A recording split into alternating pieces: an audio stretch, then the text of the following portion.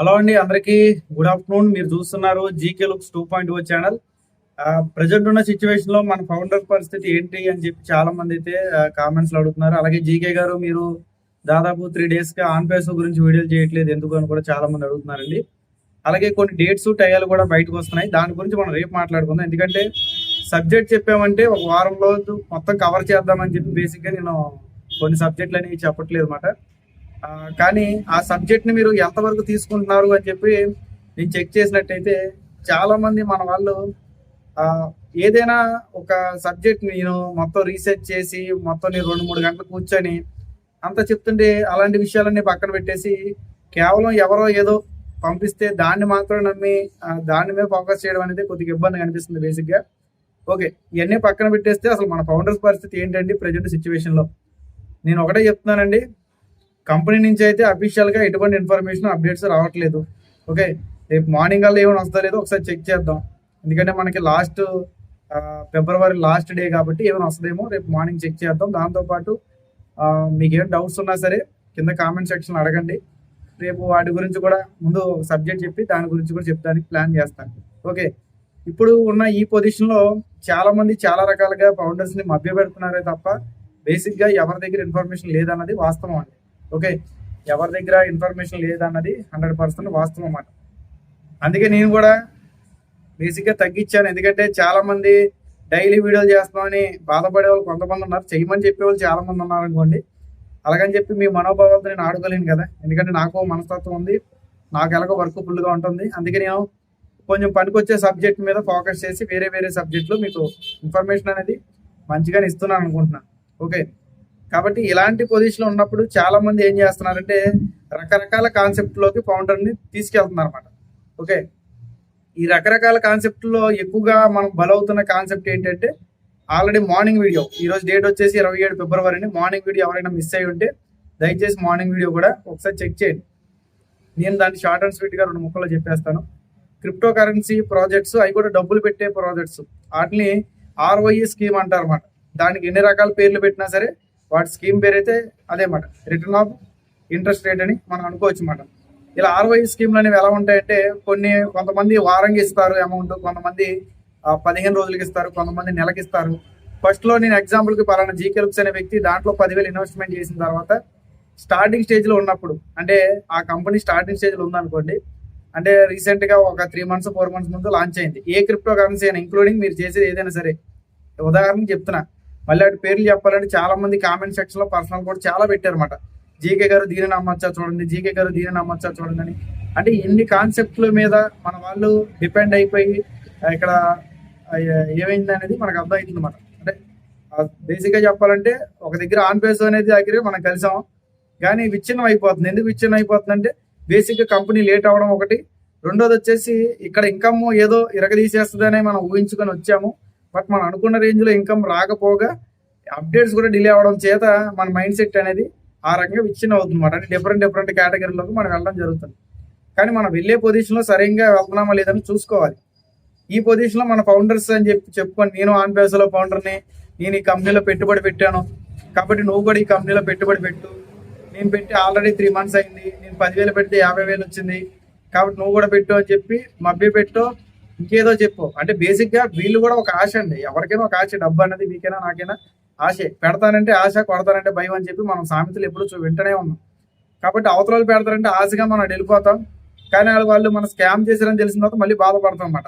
ఈ రకంగా చాలా మంది సప్పులు చేసి బంగారాలు దాకాని వెళ్ళి ఎన్ని చేసి ఈ ఆర్వై స్కీములు, అంటే ఈ రిటర్న్ ఆఫ్ ఇంట్రెస్ట్ అనే స్కీములో పెట్టడం జరుగుతుంది. మరి మాక్సిమం ఇవన్నీ కూడా క్రిప్టోలోనే పెట్టడం జరుగుతుంది. ఆల్రెడీ మార్నింగ్ వీడియో చెప్పాను కదా, అది ఒకసారి చెక్ చేస్తే మీకు ఇంకా డీప్ గా అర్థం అవుతుంది. కాబట్టి ఈ రకంగా పెట్టి బలైన ఎన్నో కాన్సెప్ట్లు ఉన్నాయి. ఓకే, కాబట్టి మనం వాటిని నమ్మి మీరు ముందుకు వెళ్తున్నారు. కాబట్టి నా బాధ ఏంటంటే దయచేసి అలాంటి కాన్సెప్ట్లు ఆల్రెడీ పెట్టి ఉన్నా లేదా పెట్టాలనుకుంటున్నా 1-4 సార్లు ఆలోచించండి. ఒకసారి మీరు పెట్టి ఒక లాభం వచ్చినా సరే మళ్ళీ దాంట్లో పెట్టుబడి పెట్టద్దు. ఓకే, ఇప్పుడు మీరు 100 రూపాయలు పెడితే మళ్ళీ 100 వచ్చిందంటే మళ్ళీ 200 కలిపి పెట్టద్దు, మొదటికి మోసం వస్తుంది. ఆ రకంగా చేయొద్దండి. ఓకే, రెండోది వచ్చేసి ఒకవేళ మీరు ఫ్రెష్ గా స్టార్ట్ చేయాలనుకుంటే డబ్బులు పెట్టి ఆర్వై స్కీమ్స్, అంటే మీ పెట్టుబడి 2 నెలలు వస్తుంది, మీ పెట్టుబడి 15 రోజులు వస్తుంది, మీ పెట్టుబడి సంవత్సరం వస్తుంది, ఇలాంటివి నమ్మద్దు. ఓకే, ఎందుకంటే ఎప్పుడైనా సరే మన డబ్బుని డబల్ చేస్తున్నారంటే అక్కడ గ్యాంబ్లింగ్ జరుగుతుందని మీరు అర్థం చేసుకోవాలి. ఓకేనా? ఇప్పుడు నేనేదో అందరికన్నా తోపుని నేనేదో జ్ఞానోదయం చేస్తున్నాను కాదు. బేసిక్గా నేను పడి వచ్చాను, మీరు పడి వచ్చారు. కాబట్టి వాళ్ళు సింపుల్ గా చెప్తారు 10,000 కదా, పోతే 15,000 వస్తే 1,00,000, 10,000 కదా, పోతే 10,000 వస్తే 1,00,000 అని ఈ రకంగా చెప్తారు. కానీ ఎగ్జాంపుల్ కి మీకు ఇంకా క్లారిటీగా చెప్పాలంటే, ఇప్పుడు ఆ కంపెనీ స్టార్ట్ చేసిన మొదట్లో ఒక ఇద్దరు జాయిన్ అయ్యారు అనుకుందాం. ఈ ఇద్దరు ఫస్ట్ 10 మందిని నమ్మించడానికి చాలా కష్టపడతారు. ఎందుకంటే స్టార్టింగ్ స్టేజ్ లో ఉంది, ఎవరు జాయిన్ అయ్యారు కాబట్టి. వీళ్ళిద్దరికి డబ్బులు రావడానికి కంపెనీ ఏదో రకంగా వాళ్ళ సొంత డబ్బులు పెడుతుంది. బేసిక్ గా పెట్టిన తర్వాత వీళ్ళు ₹5 పెట్టుబడి పెడితే 50,000 వస్తుంది. ఎందుకంటే స్టార్టింగ్ స్టేజ్ లో ఉంది, వీళ్ళు నమ్మాలి కాబట్టి. దాని తర్వాత ఇద్దరు ఏం చేస్తారు, వాళ్ళకి అమౌంట్లు కొంచెం వచ్చిన తర్వాత ఇద్దరు తీసుకెళ్లి 5గురు న్యాయం చేస్తారు. ఈ ఐదుగురికి కూడా కొంచెం అమౌంట్ వస్తుంది. ఒక 2-3 నెలలు అప్పటికి జర్నీ అవుతుంది అన్నమాట కంపెనీ.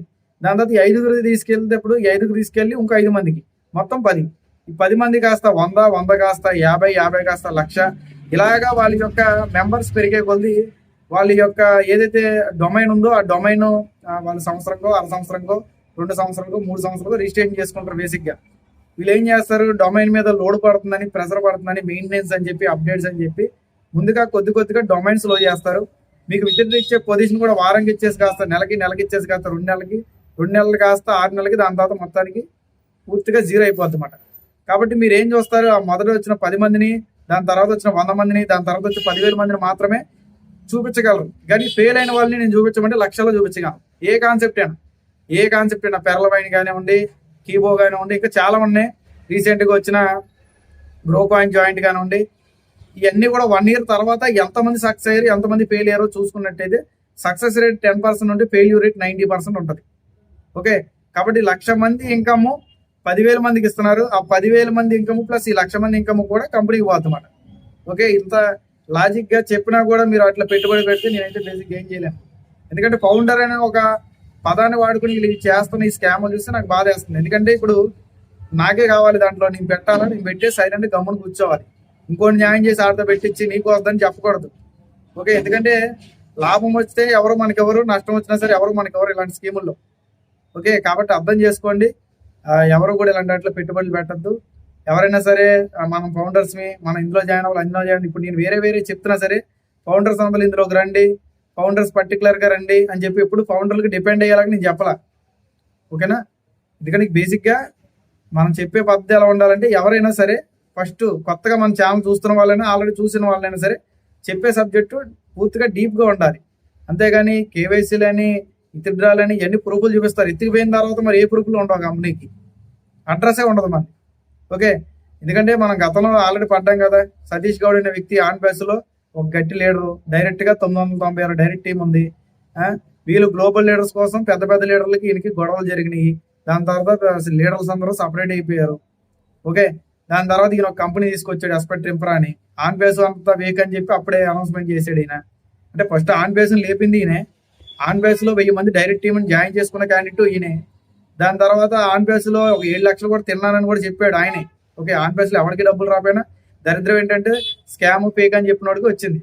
ఓకే, వచ్చిన తర్వాత ఈయన ఒక చిన్న వెబ్సైట్ కొనేసి ఎస్పెక్ట్ ఇంప్రా అని కంపెనీ పెట్టి ఫౌండర్స్ అని దాంట్లో కూడా ఒక పదవి యాడ్ చేసి చెప్తున్నానండి. బేసిక్ గా ఫౌండర్స్ అనే పదాన్ని ఎలా వాడుకుంటున్నారో అలా వాడుకుంటున్నారన్న. బేసిక్ గా ఒక 6,000 మంది అమౌంట్ కట్టించి దాదాపు కొన్ని కోట్ల రూపాయలు, అది 10 కోట్లు, 20 కోట్లు, 6 కోట్లు, 7 కోట్లు నాకు బేసిక్ గా తెలియదు.